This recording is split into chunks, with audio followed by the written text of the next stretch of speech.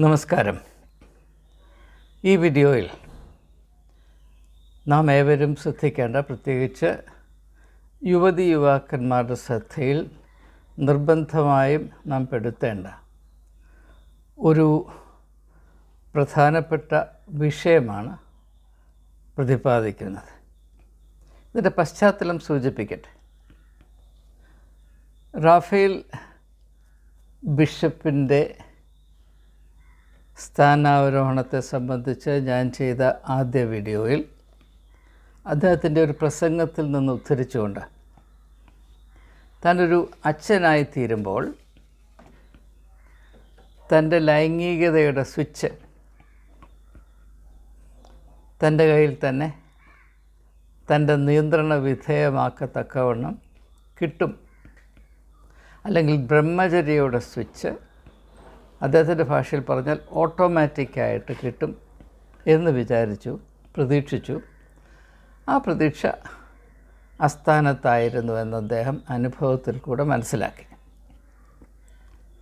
ഈ ഒരു പ്രസ്താവന അദ്ദേഹം നടത്തിയതിൽ അദ്ദേഹത്തോടുള്ള എൻ്റെ കളങ്കമറ്റ ആത്മാർത്ഥതയേറിയ നന്ദി ഞാൻ രേഖപ്പെടുത്തുകയാണ്. കാരണം അദ്ദേഹം അത് തിരിച്ചറിഞ്ഞോ ഇല്ലയോ, അല്ലെങ്കിൽ അദ്ദേഹത്തിൻ്റെ പ്രസ്താവന അദ്ദേഹം തന്നെ എങ്ങനെ മനസ്സിലാക്കി, ഏതർത്ഥത്തിലാണ് അദ്ദേഹം ഈ വാക്കുകൾ ഉച്ചരിച്ചത് എന്നെനിക്കറിയില്ല. പക്ഷേ അതിൽ വളരെ ശ്രദ്ധേയമായ, കത്തോലിക്ക സഭ മുഴുവനും മാത്രമല്ല, ക്രിസ്ത്യാനികളായ എല്ലാ വിശ്വാസികളെന്ന് മാത്രമല്ല, മനുഷ്യജാതിയിൽ ഉൾപ്പെട്ടിരിക്കുന്ന എല്ലാ വ്യക്തികളും, പ്രത്യേകിച്ച് ഞാൻ സൂചിപ്പിച്ചതുപോലെ യുവതീ-യുവാക്കന്മാർ ശ്രദ്ധിക്കേണ്ട വലിയ ഒരു ജീവിത രഹസ്യം, ജീവിത സത്യം ഉൾക്കൊണ്ടിട്ടുണ്ട്. അത് നാം തിരിച്ചറിയേണ്ട കടമയുണ്ട്. സാധാരണ ഇങ്ങനെയുള്ള പ്രസ്താവനകളെ ഇക്കിളി പ്രസ്താവനകളായിട്ട് കാണുകയും അതുകൊണ്ട് തന്നെ അതിലടങ്ങിയിരിക്കുന്ന ആശയ സാധ്യതകളെ അന്വേഷിക്കുവാനുള്ള കടമ നാം ഉപേക്ഷിക്കുകയും ചെയ്യാറുണ്ട്. നമ്മുടെ ഇടയിൽ, കേരളത്തിൽ പ്രത്യേകിച്ച്, ഫലിതത്തോട് വലിയ താല്പര്യമാണ്. കാലം ചെയ്ത ഫിലിപ്പോസ് മാർ ക്രിസോസ്റ്റം തിരുമേനി കേരളത്തിലുടനീളം അറിയപ്പെട്ടത് ഫലിതത്തിൻ്റെ രാജാവെന്നാണ്. മാർത്തോമാ സഭ അദ്ദേഹത്തെ വാനോളം പുകഴ്ത്തിയിരുന്നത് അദ്ദേഹം ഫലിതത്തിൻ്റെ രാജാവായിട്ടാണ്. എന്നാൽ ആ സഭയിലുള്ള വിശ്വാസികളാകമാനം ഞാൻ സ്നേഹിക്കുകയും ബഹുമാനിക്കുകയും ചെയ്തിരുന്ന ക്രിസോസ്റ്റം തിരുമേനിയോട് അവരറിയാതെ കാണിച്ച ഒരു വലിയ അപരാധം, തിരുമേനിയുടെ ഓരോ ഫലിതത്തിൻ്റെ ഉള്ളിലും ആശയങ്ങളുടെ ആഴം പ്രതിബിംബിച്ചിരുന്നു എന്ന യാഥാർത്ഥ്യത്തെ മനസ്സിലാക്കുവാൻ അവർ കൂട്ടാക്കിയില്ല. അവർ ഫലിതങ്ങൾ ആസ്വദിക്കുന്നതിൽ മുഴുകിയിരുന്നു.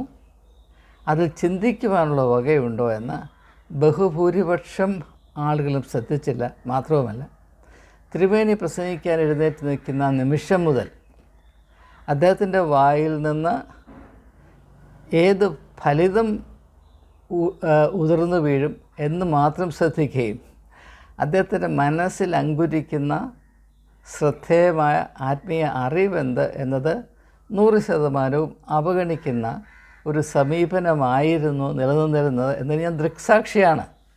അല്ലെന്ന് ആര് പറഞ്ഞാലും എനിക്ക് വിശ്വസിക്കാൻ പ്രയാസമാണ്. കാരണം ഞാൻ നേരിട്ട് അറിയുകയും കാണുകയും മനസ്സിലാക്കുകയും ചെയ്ത യാഥാർത്ഥ്യങ്ങളാണിവ. അപ്പോൾ ഇത് ഞാനൊരു ഉദാഹരണമായി പറഞ്ഞു തന്നേ ഉള്ളൂ.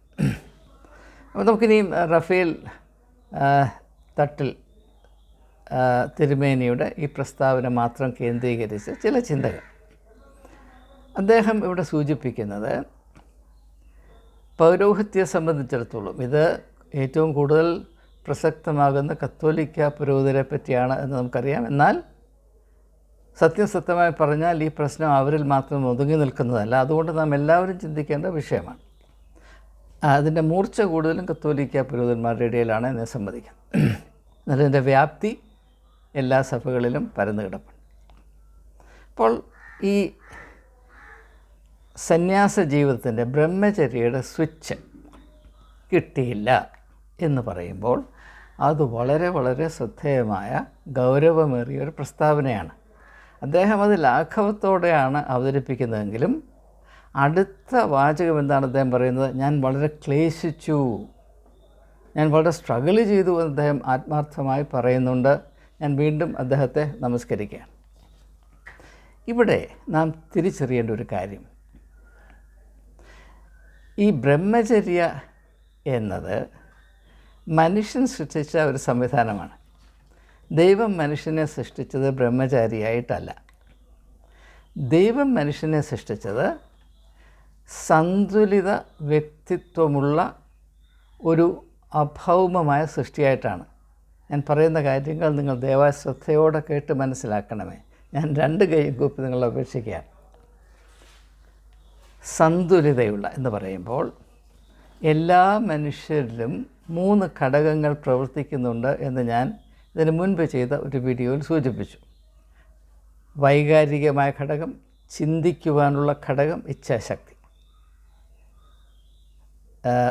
Power to feel, power to think, will power. ഈ 3 കാര്യം നിങ്ങൾ കുറിച്ച് വെച്ചാൽ, ഞാൻ ഇങ്ങനെയുള്ള ആശയങ്ങൾ എവിടെ കണ്ടാലും ഉടനെ കുറിച്ച് വെക്കും. പ്രയോജനമുള്ള എല്ലാ ആശയങ്ങളും ഞാൻ ഉടനെ കുറിച്ചിടുന്ന ഒരു അച്ചടക്കം എനിക്കുണ്ടായിരുന്നു, ഇപ്പോഴുമുണ്ട്. അതുകൊണ്ട് ആശയങ്ങൾ കൈവിട്ടു പോകാതിരിക്കാൻ ഇത് വളരെയധികം സഹായിക്കുമെന്ന് ഏവരെയും സ്നേഹത്തോടെ ഞാൻ അറിയിച്ചു കൊള്ളട്ടെ. ആജീവനാന്തം ഒരു വിദ്യാർത്ഥിയായി സത്യത്തെ അന്വേഷിക്കുകയും അറിവിനെ പിന്തുടരുകയും ചെയ്യുക എന്നത് എൻ്റെ ഒരു പ്രത്യേകമായ സന്തോഷമാണ്. ഞാനത് ദൈവത്തെ സ്തുതിക്കുന്നു. അതിനുള്ള സാഹചര്യം എനിക്കിപ്പോഴും ലഭിച്ചുകൊണ്ടേയിരിക്കുന്നുവല്ലോ, ധാരാളമായി ലഭിക്കുന്നല്ലോ എന്ന് ഓർക്കുമ്പോൾ അതിൻ്റെ ചില അംശങ്ങൾ നിങ്ങളുമായി പങ്കിടുവാൻ അവസരവുമുണ്ടല്ലോ എന്ന് ഓർക്കുമ്പോൾ സന്തോഷം കൊണ്ട് എൻ്റെ മനസ്സ് നിറഞ്ഞ് കവിയുകയാണ്. അപ്പോൾ man can feel, he can think, he has will power, ഇച്ഛാശക്തി. ഇനിയും മനുഷ്യനെ ദൈവം സൃഷ്ടിച്ചത് ഈ 3 ഘടകങ്ങളുടെയും സന്തുലിതയുള്ള, ബാലൻസുള്ള, ഇക്വിലിബ്രിയമുള്ള, ഒന്ന് മറ്റതിനെ തകിടം മറിക്കാത്ത വിധത്തിൽ ഈ 3 ഘടകങ്ങളും പരസ്പരം പിടിച്ചു നിർത്തി, ഒന്നും കൈവിട്ടു പോകാതെ എന്നാൽ ഒന്നും ശോഷിച്ചു പോകാതെ. ഏതെങ്കിലും ഒരു ഘടകം ശോഷിച്ചു പോയാൽ, ബലഹീനമായാൽ അത് മറ്റ് 3നെയും ബാധിക്കും. കാരണം ഇത് 3ഉം ഒരേ പ്രതിഭാസത്തിൻ്റെ 3 മുഖങ്ങളാണ്, 3 ഘടകങ്ങളാണ്. ഒരു വ്യക്തിത്വത്തിൽ ആരോഗ്യവും ഊർജവും സൗന്ദര്യവും വെളിച്ചവും നിലനിൽക്കണമെങ്കിൽ ഈ 3 ഘടകങ്ങളും അതിൻ്റെ പൂർണ്ണതയിലും പരസ്പരമായ സമന്വയത്തിലും ഒന്നായി തീർന്ന് ഇൻറ്റഗ്രേറ്റഡ് പേഴ്സണാലിറ്റി എന്ന് നമ്മൾ പറയും. അങ്ങനെയാണ് ദൈവം മനുഷ്യനെ വിഭാവന ചെയ്തത്. എന്നാൽ മനുഷ്യൻ ദൈവത്തിൽ നിന്ന് അകന്നപ്പോൾ ഈ ഒരു അവസ്ഥയ്ക്ക് വലിയ കോട്ടം സംഭവിച്ചു. എന്ത് സംഭവിച്ചു? ഈ 3 ഘടകങ്ങളും അല്പം അങ്ങോട്ടും ഇങ്ങോട്ടും ചിതറി മാറി. മനുഷ്യൻ അവൻ്റെ ഉള്ളിൽ തന്നെ, ഉള്ളിലുണ്ടായിരുന്ന ആ സന്തുലിത നഷ്ടപ്പെട്ടു. അതുകൊണ്ട് ഈ 3 ഘടകങ്ങളും അത് ഓരോന്നും അതിൻ്റെ വഴിക്ക് വലിക്കാൻ തുടങ്ങി. ഈ സ്ഥിതി സംഭവിക്കുന്നതിന് മുൻപ് ഉൽപ്പത്തി പുസ്തകം 2-ാം അധ്യായത്തിൻ്റെ 18-ാം വാക്യത്തിൽ മനുഷ്യൻ ഏകനായിരിക്കുന്നത് നന്നല്ല എന്ന് ദൈവം കണ്ടിട്ട് അവന് തക്കതായ ഒരു തുണയെ കൊടുത്തു. എന്തുകൊണ്ടാണ് മനുഷ്യൻ ഏകനായിരിക്കുന്നത് നന്നതല്ലാത്തത്? ദൈവം വിഭാവന ചെയ്ത മനുഷ്യത്വം അതിൽ വൈകാരികതയ്ക്ക് വലിയൊരു സ്ഥാനമുള്ളത് കൊണ്ട് തന്നെയാണ്. അതുകൊണ്ട് നമ്മുടെ ഒരു വികാരത്തെയും നികൃഷ്ടമായി കാണേണ്ട ആവശ്യമില്ല. പക്ഷേ നമ്മുടെ വികാരങ്ങളൊക്കെയും അതിൻ്റെ പരിശുദ്ധിയിൽ കാത്തു സൂക്ഷിച്ചാൽ മാത്രമേ ഞാൻ ഈ പറയുന്നത് ബാധകമാകുകയുള്ളൂ. ഏതെങ്കിലും വികാരത്തിന് അതിൻ്റെ പരിശുദ്ധി നഷ്ടപ്പെട്ടു പോയാൽ അതിനെപ്പറ്റി നമുക്ക് ലജ്ജിക്കേണ്ട അവസ്ഥ വരുന്നു. കാരണം ആ നിമിഷം മുതൽ ആ വികാരം നമ്മുടെ വ്യക്തിത്വത്തിൻ്റെ സന്തുലിതയെ അസ്ഥിരപ്പെടുത്തിക്കൊണ്ടേയിരിക്കും. ഇത് വലിയ ഒരു പ്രശ്നമാണ്, നിങ്ങളത് കൂടുതൽ അന്വേഷിച്ച് മനസ്സിലാക്കാൻ ശ്രമിക്കണം. അതിൻ്റെ ഒരു സൂചനയാണ് ദൈവത്തിൽ നിന്ന് അകന്ന ഉടനെ ആദ്യ പുരുഷനും സ്ത്രീയും അവർ നഗ്നരാണ് എന്ന് കണ്ടുപിടിക്കുകയും ദൈവത്തിൽ നിന്ന് ഒളിച്ചിരിക്കുകയും ചെയ്തു. ഇതിൻ്റെ അർത്ഥം എന്താണ്? അവർ അന്ന് വരെ അവരുടെ വ്യക്തിത്വത്തിലുണ്ടായിരുന്ന ആരോഗ്യപരമായ സന്തുലിത നഷ്ടപ്പെട്ടിട്ട് അവരുടെ വികാര ജീവിതം അതിൻ്റെ സ്ഥാനത്ത് നിന്ന് വ്യതിചലിച്ച് മറ്റെങ്ങോട്ടോ പാളിപ്പോയി. അത് അകൽച്ചയുടെ ഹേതുവായി, അകൽച്ചയുടെ കാരണമായി, അകൽച്ചയുടെ മർമ്മമായി അത് രൂപാന്തരപ്പെട്ടു. ഇത് നാം മനസ്സിലാക്കുക. അപ്പോൾ ആ നിമിഷം മുതൽ ലോകത്തിലുള്ള എല്ലാ മനുഷ്യരും, ചരിത്രത്തിൽ വസിച്ചിട്ടുള്ള എല്ലാ വ്യക്തികളും, മനുഷ്യരാശിയുടെ അംഗങ്ങളെന്ന് നാം പറയുന്ന ഭൂമിയുടെ പരപ്പിൽ ജീവിച്ചിട്ടുള്ള എല്ലാ വ്യക്തികളും എക്കാലത്തും അനുഭവിച്ചിട്ടുള്ള ഒരു വലിയ പ്രതിസന്ധിയാണ് ഞങ്ങളുടെ വികാരങ്ങളെ എപ്രകാരം ഞങ്ങൾക്ക് തന്നെ ശത്രുക്കളായി തീരാത്ത വിധത്തിൽ നിയന്ത്രിച്ച് കടിഞ്ഞാണിട്ട് നിർത്താൻ സാധിക്കും. ഞങ്ങളുടെ ശക്തി, പ്രധാനപ്പെട്ട 3 ശക്തികളിൽ സമ്പത്തുക്കളിൽ ഒന്നായ വൈകാരിക ജീവിതം ഞങ്ങളുടെ ശത്രുവാകുവാനുള്ള എല്ലാ സാധ്യതയുമുണ്ട്. എന്നാൽ ഇതൊരു യാഥാർത്ഥ്യമാണ്. വികാരത്തെ സർജറി ചെയ്ത് മാറ്റി കളയാൻ സാധ്യമല്ല. അങ്ങനെ ചിന്തിച്ചൊരു കാലഘട്ടം ഉണ്ടായിരുന്നു. ഫ്രണ്ടൽ ലൊബോട്ടമി എന്ന് പറയും. തലച്ചോറിൻ്റെ ഈ മുൻപിലത്തെ ഭാഗം മുറിച്ച് മാറ്റിക്കഴിഞ്ഞാൽ മനുഷ്യൻ പിന്നെ വികാരമില്ലാത്തവനായി ഒരു എന്താണ് പറയുന്നത്, നമ്മുടെ പച്ചക്കറി പോലെ എവിടെയെങ്കിലും ഇരുന്നുകൊള്ളും എന്ന് ചിന്തിച്ചൊരു കാലഘട്ടം ഉണ്ടായിരുന്നു. പക്ഷേ പെട്ടെന്ന് മനസ്സിലായി ഇതൊരിക്കലും സ്വീകാര്യമായ ഒരു പോംവഴിയല്ല. മനുഷ്യൻ മരിച്ചു പോകും. ശാരീരികമായി അവൻ ജീവിച്ചിരിക്കും, പക്ഷേ മനുഷ്യനായി അവൻ മരിച്ചു പോകും. അതുകൊണ്ട് ആ ഒരു ദിശയിലേക്ക് സഞ്ചരിക്കുവാൻ ശാസ്ത്രം പിന്നെ കൂട്ടാക്കിയില്ല. 1900 കഴിഞ്ഞ നൂറ്റാണ്ടിൻ്റെ 60ഉം 70ഉം ദശകങ്ങൾ എനിക്ക് ഓർമ്മയുണ്ട്. ഈ വിഷയങ്ങൾ പ്രതിപാദിക്കപ്പെട്ടിരുന്നു. ഇന്ന് അത് മിണ്ടുന്ന ആരെയും കാണാൻ കഴിയുകയില്ല. ഞാൻ പറഞ്ഞു വന്നത്, നമ്മുടെ വികാരം അത് നമ്മുടെ ശത്രുവാണ് എന്ന ഒരു ധ്വനിയാണ് പ്രത്യേകിച്ച് ഈ റഫേൽ തിരുമേനി ബ്രഹ്മചര്യയുടെ സ്വിച്ച് കിട്ടിയില്ല എന്ന് പരാതിപ്പെടുമ്പോൾ അതിൻ്റെ ധ്വനി എന്താണ്? തൻ്റെ പുരുഷത്വത്തിൻ്റെ അഭേദ്യ ഭാഗമായ ലൈംഗിക വികാരം. ഇനിയും അത് തൻ്റെ ശത്രുവാണ് എന്ന അനുമാനമാണ്. അതിനെ ശത്രുവാക്കിയത് ദൈവമല്ല, അദ്ദേഹം ഉൾപ്പെട്ടിരിക്കുന്ന സഭയാണ്. ഞാൻ ആ ഭാഗം തൽക്കാലം ഇപ്പോൾ കൈകാര്യം ചെയ്യുന്നില്ല. പക്ഷേ നിങ്ങൾ വളരെയധികം ശ്രദ്ധിക്കേണ്ട ഒരാശയമാണ്. ഞാൻ പെട്ടെന്ന് അവതരിപ്പിക്കുകയും അതിൽ നിന്ന് പിന്മാറുകയും ചെയ്തു. എന്നാൽ ഇവിടെ നാം മനസ്സിലാക്കേണ്ട ഒരു കാര്യം, ലൈംഗികത എന്ന് പറയുന്നൊരു കാര്യം ദൈവം സൃഷ്ടിച്ചതല്ല. ഞാനത് പറയുമ്പോൾ പലരും ഞെട്ടും. ദൈവം സൃഷ്ടിച്ചത് ലൈംഗികതയല്ല. ദൈവം സൃഷ്ടിച്ചത് സ്നേഹമാണ്, വികാരമാണ്. സ്നേഹമെന്ന വികാരത്തിന് ജൈവികമായ, ജൈവികമായ ഒരു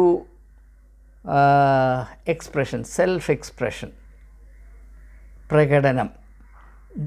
സ്നേഹമെന്ന വികാരത്തിന് ജൈവികമായ സ്വയം ആവിഷ്കാരത്തിന് ഉതകുന്നതിനായി ദൈവം സൃഷ്ടിച്ച ഒരു മാധ്യമം മാത്രമാണ് ഈ ലൈംഗികമായ ഘടകം. ഇതിൻ്റെ എന്താണ് പറയുന്നത്, മൂലഭാഗം മൂലധാതു ലൈംഗികതയല്ല, സ്നേഹമാണ്. ആ മനുഷ്യജാതി ലൈംഗികത ഒരു വലിയ ഭാരമായും അപകടമായും അനുഭവിക്കാൻ കാരണം അതിൽ നിന്ന് സ്നേഹത്തെ ഒഴിച്ചു മാറ്റിയത് കൊണ്ടാണ്. എവിടെയൊക്കെ ലൈംഗികതയിൽ നിന്ന് സ്നേഹത്തെ മാറ്റി നിർത്തുന്നുവോ അത് ഒരനുഗ്രഹമാകേണ്ടത് അപകടമായി തീരുന്നു. ഇതും വലിയൊരു വിഷയമാണ്. സമയത്തിൻ്റെ പരിമിതി കൊണ്ട് ഞാൻ കൂടുതലായി പ്രതിപാദിക്കുന്നില്ല. അപ്പോൾ നാം മനസ്സിലാക്കേണ്ടത്, മനുഷ്യന് ദൈവം നൽകിയിട്ടുള്ള ഈ വലിയ അനുഗ്രഹം, വികാരങ്ങൾ പല വിധമാണ്. നമുക്കറിയാം, കോപം ഒരു വികാരമാണ്, സ്നേഹം ഒരു വികാരമാണ്, അനുകമ്പ ഒരു വികാരമാണ്, കരുതൽ ഒരു വികാരമാണ്, മറ്റുള്ളവരുടെ പറ്റിയുള്ള ചുമതല ബോധം, മറ്റുള്ളവരുടെ സങ്കടത്തിൽ സന്താപത്തിൽ അവരുമായി ഒന്നായി ചേരാനുള്ള നമ്മുടെ കഴിവ്, ഇതെല്ലാം നമ്മുടെ വൈകാരികമായ സമ്പത്തിൻ്റെ ഭാഗങ്ങളാണ്. ഇത് നശിച്ചു പോയാൽ മനുഷ്യൻ്റെ അവസ്ഥ എന്തായിരിക്കുമെന്ന് മർക്കോസിൻ്റെ സുവിശേഷം 2-ാം അധ്യായത്തിലുള്ള പക്ഷവാത രോഗി. ആ പക്ഷവാതി രോഗിയുടെ പ്രശ്നം അവൻ്റെ ശരീരമായിരുന്നില്ല. അത് നിങ്ങൾ ആ സംഭവം ശ്രദ്ധ വെച്ച് വായിച്ചാൽ മനസ്സിലാകും. യേശു അത് എപ്രകാരം മനസ്സിലാക്കിയെന്ന് നിങ്ങൾ മനസ്സിലാക്കിയാൽ ഞാൻ പറയുന്നതാണ് സത്യമെന്ന് ജീവിതത്തിൽ ആദ്യമായിട്ട് തിരിച്ചറിയാൻ കഴിയും. എന്താണ്? യേശു പറഞ്ഞു, നിൻ്റെ പാപം ക്ഷമിച്ചു വന്നിരിക്കുന്നു. അവൻ്റെ പ്രശ്നം ശാരീരികമായിരുന്നില്ല. അവൻ്റെ പ്രശ്നം എന്താണ്? അവൻ്റെ ഉള്ളിലെ വികാരത്തിൻ്റെ ഉറവ വറ്റിപ്പോയി. അതുകൊണ്ട് അവനൊന്നും ചെയ്യാൻ വയ്യാത്തൊരവസ്ഥയാണ്. നാം എന്തെങ്കിലും ചെയ്യുമ്പോൾ അതിനെപ്പറ്റി അത്രമാത്രം ഫീൽ ചെയ്തിട്ടാണ്, വൈകാരികമായി അതിനെ അനുഭവിച്ചെങ്കിൽ മാത്രമേ. ഇപ്പോൾ ഒരു മാതാവ് കരയുന്ന കുഞ്ഞിന് പാല് കൊടുക്കുന്നു. അത് മാതാവിന് വികാരമുണ്ടായിട്ടാണ്. മാതാവിന് സ്നേഹമെന്ന വികാരമില്ലെങ്കിൽ കുഞ്ഞ് കരഞ്ഞ് വിശന്ന് ചത്തുപോകും. അത്രമാത്രം പ്രധാനപ്പെട്ട ഒരു വിഷയമാണ് നാം മനസ്സിലാക്കാൻ ശ്രമിക്കുന്നത്. അപ്പോൾ ഈ പക്ഷവാത രോഗി വാസ്തവത്തിൽ പക്ഷവാത രോഗിയായിരുന്നില്ല, അദ്ദേഹം വികാരരോഗിയായിരുന്നു. ഒന്നിനെ പറ്റിയും അദ്ദേഹത്തിന് വൈകാരികമായി അനുഭവിക്കാൻ കഴിയാത്തതുകൊണ്ട് നിഷ്ക്രിയതയിലേക്ക് ആണ്ടുപോയി. അങ്ങനെ കിടപ്പ് രോഗിയായി പോയതാണ്. അത് രോഗം മറ്റൊന്നാണ്. സാധാരണ വൈദ്യന്മാരെ കൊണ്ട് ചികിത്സിക്കാൻ വയ്യാത്ത രോഗമാണ്. ആ അവസ്ഥയുടെ പേരാണ് പാപം എന്നുള്ളത്. നമ്മുടെ വ്യക്തിത്വത്തിൻ്റെ 3 ഘടകങ്ങൾക്ക് ബലഹീനത വരുത്തുന്ന എല്ലാം പാപമാണ് എന്ന് നാം മനസ്സിലാക്കണം. ഇപ്പോൾ ഈ ഒരു വീഡിയോയിൽ വികാരത്തെപ്പറ്റി മാത്രമാണ് ഞാൻ പ്രതിപാദിക്കാൻ ഉദ്ദേശിക്കുന്നത്. അപ്പോൾ നാം ആദ്യമായി മനസ്സിലാക്കേണ്ടത്, ദൈവം വിഭാവന ചെയ്ത മനുഷ്യത്വത്തിൻ്റെ അഭേദ്യമായ ഭാഗമാണ് വികാരം. മാത്രവുമല്ല, മനുഷ്യത്വത്തിൻ്റെ ഉള്ളിലെ സമ്പത്താണ്, വീര്യമാണ്, ശക്തിയാണ്, അതിൻ്റെ ധാരാളിത്തമാണ്. The aristocracy of your personality. വികാരമില്ലെങ്കിൽ എന്ത് സംഭവിക്കും? ഒരു ചെറിയ സൂചന തരുമ്പോൾ നിങ്ങൾക്ക് മനസ്സിലാകും. നിങ്ങളൊരു പുരുഷനാണെന്ന് വിചാരിക്കുക. ഒരു സ്ത്രീയെ വിവാഹം കഴിക്കുന്നു. വിവാഹത്തിൻ്റെ ദിവസം മുതൽ അവൾ നിർവികാരയാണ്. എല്ലാ ജോലിയും ചെയ്യുന്നുണ്ട്. 3 നേരം ആഹാരം ഉണ്ടാക്കുന്നുണ്ട്. അതെല്ലാം കഴിഞ്ഞ് ഓഫീസിൽ പോയി ജോലി ചെയ്ത് മാസം തോറും ശമ്പളം കൊണ്ടുവരുന്നുണ്ട്.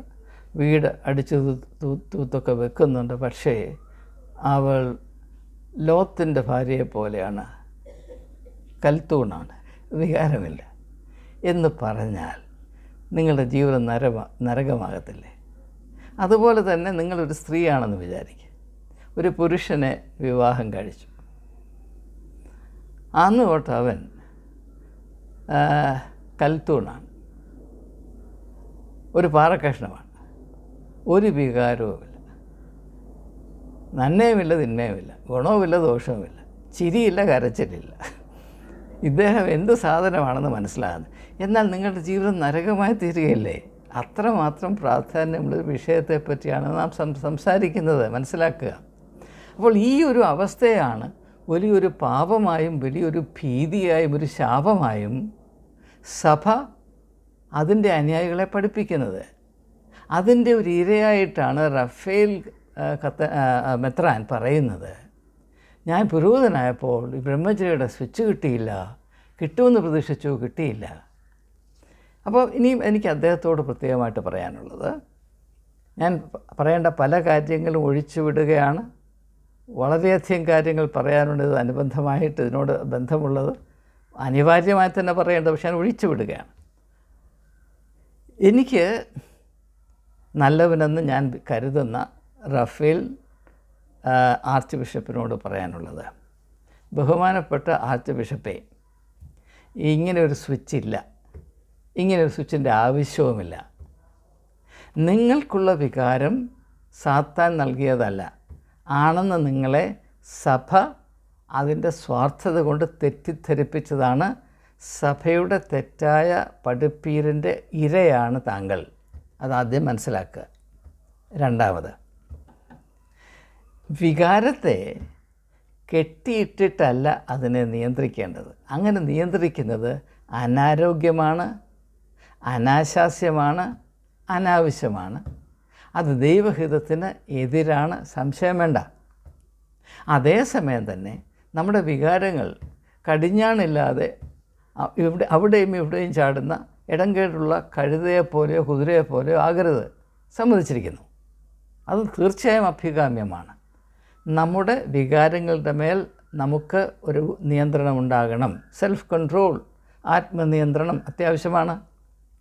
അതിൻ്റെ ഉദാഹരണം പറഞ്ഞാൽ, നമ്മളിൽ പലരും കാറ് ഉപയോഗിക്കുന്നതാണ്. അപ്പോൾ കാറിനകത്ത് പെട്രോളുണ്ട്, അതുകൊണ്ടാണ് ഓടുന്നത്. എന്നാൽ ഈ പെട്രോൾ കാർബറേറ്ററിനകത്തോട്ട് ചെല്ലുമ്പോൾ അത് വളരെയധികം നിയന്ത്രിച്ചാണ് ചെല്ലുന്നത്. എന്നിട്ട് ട്യൂൺ ചെയ്ത് വെച്ചിരിക്കുന്നത് പോലെ സ്പാർക്ക് ഉണ്ടാകും. അതുകൊണ്ട് അത് കത്തുന്നു, ഇഗ്നീഷൻ. അപ്പോൾ അത് കമ്പസ്റ്റൻ, അത് കത്തി അതിൻ്റെ ഊർജം റിലീസ് ചെയ്യുമ്പോൾ അത് വണ്ടി ഓടാനുള്ള എനർജിയായി തീരുന്നു. എന്നാൽ ഇങ്ങനെ കൺട്രോൾഡ് ആയിട്ടല്ലാതെ പെട്രോൾ ടാങ്കിൽ കിടക്കുന്ന പെട്രോളെല്ലാം കൂടെ ഒറ്റ നിമിഷത്തിൽ അങ്ങ് കത്തിയാലോ, അന്ന് തീരും നമ്മുടെ യാത്ര. അപ്പോൾ തീർച്ചയായും ഇത് നിയന്ത്രിക്കേണ്ട കാര്യം തന്നെയാണ്. പക്ഷേ ഇത് എങ്ങനെയാണ് നിയന്ത്രിക്കേണ്ടത് എന്നാണ് പ്രശ്നം. എന്തിനു വേണ്ടി നിയന്ത്രിക്കണം? ഇപ്പോൾ കാറിൻ്റെ ഉപമ തന്നെ നിങ്ങൾ പരിശോധിച്ചാൽ, ഈ കാറ് മുൻപോട്ട് പോകുവാൻ ഒരു ലക്ഷ്യസ്ഥാനത്ത് എത്തേണ്ടതിന് വേണ്ടിയാണ് ഇതിനകത്തെ ഈ ഊർജം, ഈ എനർജി, ഈ റിസോഴ്സ് കൺട്രോൾ ചെയ്യേണ്ടത്, റെഗുലേറ്റ് ചെയ്യേണ്ടത് കാർബറേറ്റർ. എന്നാൽ അങ്ങനെയുള്ള വലിയ താല്പര്യമൊന്നുമില്ല. സ്വിച്ച് വേണമെന്ന് പറഞ്ഞാൽ, എൻ്റെ പൊന്ന് റഫേൽ തിരുമേനി, ഇതെങ്ങനെയാണ് നടക്കുന്നത്? അതിനകത്ത് വല്ല അർത്ഥവുമുണ്ട്. അപ്പോൾ ഒരു കാര്യം നാം വ്യക്തമായി മനസ്സിലാക്കുക. അത് മാത്രം പറഞ്ഞ് നിർത്താൻ പോവുകയാണ്. ഇതിനെപ്പറ്റി നിങ്ങൾ കൂലങ്കഷമായി ചിന്തിക്കുകയും സ്വതന്ത്രമായി പ്രതിപാദിക്കുകയും ചെയ്യണം. നിങ്ങളുടെ ഓരോരുത്തരുടെയും റിയാക്ഷൻസ് ഞാൻ കാത്തിരിക്കുന്നു. കമൻറ്റ് ബോക്സ് ഞാൻ ശ്രദ്ധയോടെ നോക്കാറുണ്ട്, വായിക്കാറുണ്ട്. നിങ്ങളുടെ പലരുടെയും പ്രതികരണത്തിൽ എനിക്ക് ഗുണകരമായ കാര്യങ്ങൾ ലഭിക്കുന്നുണ്ട്. അതിന് ഞാൻ എല്ലാവരോടുമുള്ള നന്ദി അറിയിക്കുന്നു. ഇനിയും ഏറ്റവും പ്രധാനമായ അടിവരയിട്ട് എനിക്ക് പ്രത്യേകിച്ച് റഫേൽ തിരുമേനിയോട് പറയാനുള്ളത്, വികാരത്തെ കടിഞ്ഞാണിട്ട് കെട്ടി അല്ലെങ്കിൽ സ്വിച്ച് ഓഫ് ചെയ്ത് നിർത്തുകയല്ല വേണ്ടത്. വികാരത്തെ അത് മനുഷ്യ വ്യക്തിത്വത്തിൻ്റെ മാഹാത്മ്യം വെളിപ്പെടുത്തുന്നമാർ ഉപയോഗിക്കുകയാണ് വേണ്ടത്. ഉപയോഗിക്കാൻ തികച്ചും ഗുണപ്രദവും നാം നിശ്ചയമായും ഉപയോഗിക്കേണ്ട ഒരു റിസോഴ്സാണ് നമ്മുടെ വികാരം. സംശയമുണ്ടോ? ഞാൻ ആദ്യമേ പറഞ്ഞു, ദൈവം സൃഷ്ടിച്ചത് സെക്സ് അല്ല, ഇമോഷൻസ് ആണെന്ന് പറഞ്ഞു.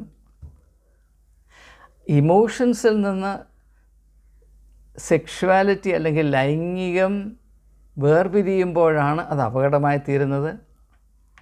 അത് ഓട്ടോണമസ്, അതിൻ്റെ തന്നെ ഇച്ഛയ്ക്ക് കടിഞ്ഞാണില്ലാതെ ഈ ലൈക്ക് വൈൽഡ് ഹോഴ്സ് അവിടെ ചാടി ഇവിടെ ചാടി ഇങ്ങനെ നിൽക്കുന്നത് നമുക്കറിയാം, നമുക്ക് അപകടമായി തീരുന്നത്. എന്നാൽ ഈ വികാരം നമ്മുടെ വ്യക്തിത്വത്തിൽ നിറച്ച് വലിയ തോതിൽ എന്താ പറയുക, അളന്ന് അമുക്കി കുലുക്കി നിറച്ച് നൽകിയ ഈ വലിയ സമ്പത്ത്, അത് വേണ്ടതുപോലെ ഉപയോഗിക്കുവാൻ പഠിക്കുകയും ജനങ്ങളെ പരിശീലിപ്പിക്കുകയും ചെയ്യുക എന്നതാണ് ക്രിസ്തീയ ആത്മീയ ധർമ്മം.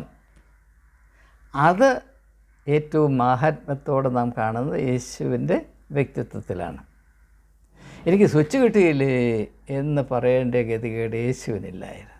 കാരണം യേശുവിന് വികാരമില്ലാഞ്ഞിട്ടല്ല, യേശുവിനേക്കാൾ വൈകാരികമായ ഗാംഭീര്യമുള്ള ഒരു വ്യക്തിത്വം നാം കണ്ടിട്ടില്ല, നമ്മുടെ അറിവിലില്ല.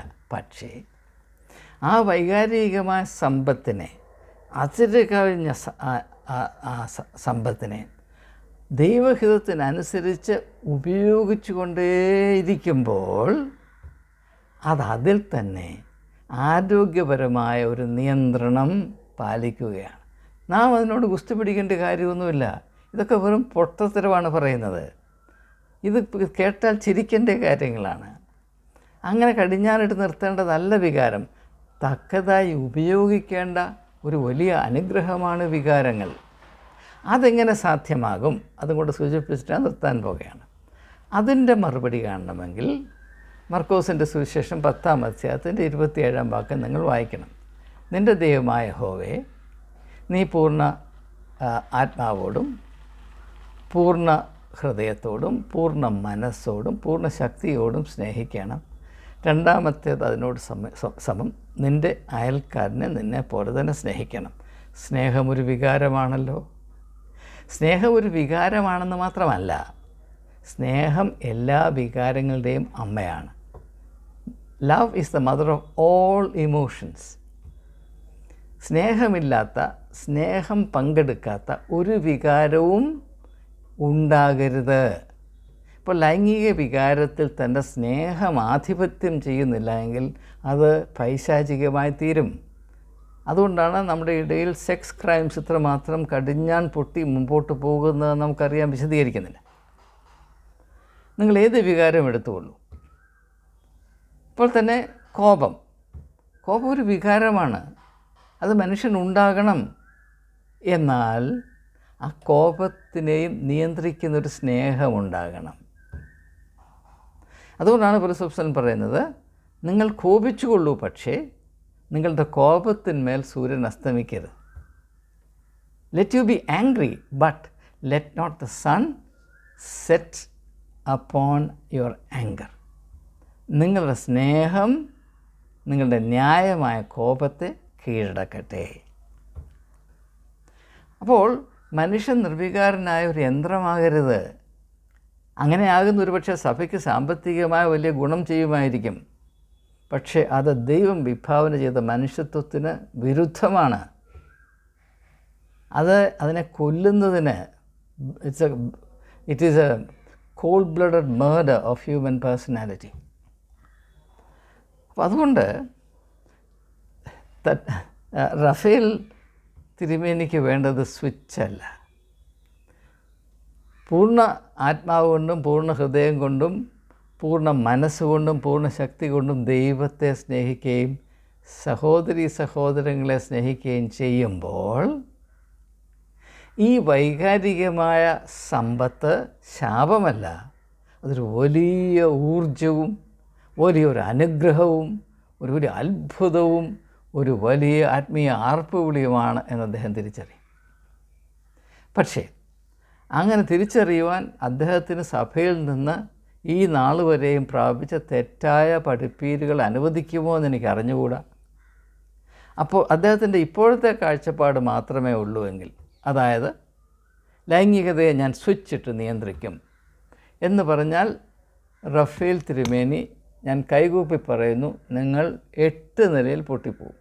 ഇത് നടക്കുന്ന പരിപാടിയല്ല. കാരണം ഇതല്ല ദൈവനിശ്ചയം. നമുക്ക് തന്നിട്ടുള്ള എല്ലാ വികാരങ്ങൾക്കും അതിൻ്റേതായ സ്ഥാനമുണ്ട്, അതിൻ്റേതായ സർഗാത്മകതയുണ്ട്, അതിൻ്റേതായ വീര്യവും ഊർജവുമുണ്ട്, അതിൻ്റേതായ സ്ഥാനവും മാനവുമുണ്ട്. അത് തിരിച്ചറിയാതെ അനുഗ്രഹത്തെ അപകടമായി തെറ്റിദ്ധരിക്കുന്ന നിങ്ങളുടെ ആത്മീയ ബോധം ഇത് പൈശാചികമാണ്. മനസ്സിലാക്കുക. ഇത് പൗരോഹിത്യമെന്ന് പറയുന്ന ഈ കൂലിവേലയെ നിലനിർത്താനായി അത് സഭയുടെ അമിത ലാഭത്തിൻ്റെ ഉപാധിയായി ഉപയോഗിക്കുന്നതിന് വേണ്ടി സഭ കണ്ടുപിടിച്ച ഒരു പച്ചക്കള്ളമാണിത്. ദൈവത്തെ മറുതലിച്ച് സഭയുടെ സാമ്പത്തികമായ ശേഷി വർദ്ധിപ്പിക്കുന്നതിന് മെടഞ്ഞെടുത്ത പൈശാചികമായ ഒരു കള്ളമാണിത്, അസത്യമാണിത്. ആത്മീയമായ അസഭ്യമാണിത്. ദയവായി തിരിച്ചറിയുക. നിങ്ങൾ എപ്പോഴെങ്കിലും നിങ്ങളുടെ വികാരങ്ങളോട് യുദ്ധം ചെയ്ത് അതിനെ നിയന്ത്രിക്കാമെന്ന് തീരുമാനിച്ചാൽ ആ നിമിഷം നിങ്ങൾ വീണുപോകും, സംശയിക്കേണ്ട. എന്നാൽ അതിൻ്റെ പൂർണ്ണതയെ ദൈവമെന്ന് പറയുന്ന അത്ഭുത പ്രതിഭാസത്തിലേക്ക് ഘടിപ്പിക്കുമ്പോൾ, when our emotional life is hitched to God, അതാണ് ഈ കൽപ്പനയുടെ അർത്ഥം. അത് തന്നെത്താനെ ഒരു ശത്രുവാണെന്ന് തോന്നുന്നതിന് പകരം എൻ്റെ ഏറ്റവും വലിയ മിത്രമാണ്, എൻ്റെ ഏറ്റവും വലിയ സഹായിയാണ്, വാസ്തവത്തിൽ ശാരീരികമായ എൻ്റെ പരിശുദ്ധാത്മാവാണ് വികാരം എന്ന് ഞാൻ മനസ്സിലാക്കും. അങ്ങനെയുള്ളൊരു വലിയ തിരിച്ചറിവ് ക്രിസ്തീയ സമൂഹത്തിൽ ഉണ്ടാകണം. പ്രത്യേകിച്ച് യുവതീവാക്കന്മാർക്ക് നമുക്ക് നൽകാവുന്ന ഏറ്റവും ഉദാത്തമായ പ്രയോജനമുള്ള ആത്മീകമായ പരിജ്ഞാനം ഇതാകുന്നു. നിങ്ങൾ ദൈവദത്തമായ നിങ്ങളുടെ വൈകാരിക ജീവിതത്തിൻ്റെ മേൽ ദൈവത്തോട് ഉത്തരവാദിത്വം പുലർത്തുന്ന ഒരു കാര്യവിചാരകത്വം പാലിപ്പീൻ. Exercise godly stewardship over your emotional life. Do not despise your emotional life. Consider it as quintessentially sacred. നിങ്ങളുടെ വികാര ജീവിതം അതിവിശുദ്ധമാണ്, ആയിരിക്കണം എന്ന് മനസ്സിലാക്കുക. അത് സാധ്യമാകണമെങ്കിൽ നമ്മുടെ വികാരങ്ങൾ ദൈവികമായ ആ ദർശനത്തിൻ്റെ വെളിച്ചത്തിൽ, അതിൻ്റെ സ്വാഭാവികമായ നിയന്ത്രണത്തിൽ, അത് നിയന്ത്രണമല്ല, അതിൻ്റെ ആ ഒരു പൂർണ്ണമായ അബ്സോർപ്ഷൻ എന്ന് പറയും. അബ്സോർപ്ഷൻ, അതായത് അലിഞ്ഞു ചേരുന്ന അവസ്ഥയിൽ പിന്നെ വടംവലിയില്ല, പിന്നെ സമാധാനമാണ്. അപ്പോൾ നമ്മുടെ വൈകാരിക ജീവിതത്തിൻ്റെ ഓരോ അണുവിനും അതിൻ്റേതായ സ്ഥാനവും മാനവും തക്കതായ ഉപയോഗ തലങ്ങളും ദൈവസ്നേഹത്തിൽ നമുക്ക് കാണാൻ കഴിയും. അങ്ങനെ നാം ഒന്നായി ചേരുമ്പോൾ ആ സമന്വയതയിൽ നിങ്ങളും ദൈവവുമായുള്ള നിങ്ങളുടെ വൈകാരിക ജീവിതവും ദൈവത്തിൻ്റെ നിങ്ങളെപ്പറ്റിയുള്ള സ്നേഹവും തമ്മിലുള്ള ഈ രണ്ട് ഘടകങ്ങളുടെ സമന്വയത്തിൽ എല്ലാം ശരിയായിക്കൊള്ളും. സ്വിച്ചിൻ്റെ ആവശ്യമില്ല. ഇല്ലാത്തൊരു സ്വിച്ചിനെ ഓർത്ത് ദയവായി റഫേൽ മെത്രാൻ വിഷമിക്കരുത് എന്നൊരു ചെറിയ അഭിപ്രായം എനിക്കുണ്ട്. എനിക്ക് അദ്ദേഹത്തെ വ്യക്തിപരമായി കാണാനോ ഇങ്ങനെയുള്ള ചിന്തകൾ കൈമാറുവാനോ അവസരമില്ല. പക്ഷേ ഈ ഒരു ചിന്ത അദ്ദേഹത്തിൽ എത്തിക്കാൻ നിങ്ങളിൽ ആർക്കെങ്കിലും കഴിഞ്ഞാൽ ഇതുകൊണ്ട് അദ്ദേഹത്തിന് വലിയ ഗുണമുണ്ടാകും. മാത്രവുമല്ല, അതുകൊണ്ട് ഈ സഭയ്ക്ക് ആകമാനം ആത്മീയമായ വർധനമുണ്ടാകും എന്നത് എൻ്റെ തികച്ചും ശക്തിയേറിയ വിശ്വാസമാണ്. അതുകൊണ്ട് നിങ്ങളിൽ ആരെങ്കിലും ദയവീത്, പ്രത്യേകിച്ച് കത്തോലിക്ക സഭയിലെ അംഗങ്ങൾ ആരെങ്കിലും ഈ ഒരു ലിങ്ക് ബഹുമാനപ്പെട്ട തിരുമേനിക്ക് അയച്ചു കൊടുക്കുകയും അത് കാണുവാൻ അദ്ദേഹത്തോട് അഭയയാചന നടത്തുകയും ഓൺ ബിഹാഫ് ഓഫ് മീ ചെയ്യുകയും ചെയ്യണമെന്ന് മാത്രം വിനീതമായി അഭ്യർത്ഥിച്ചുകൊണ്ട്, അപേക്ഷിച്ചുകൊണ്ട്, താല്പര്യപ്പെട്ടുകൊണ്ട്, പ്രതീക്ഷിച്ചുകൊണ്ട് വാക്കുകൾ ഉപസംഹരിക്കുന്നു. ഏവർക്കും നന്ദി, നമസ്കാരം.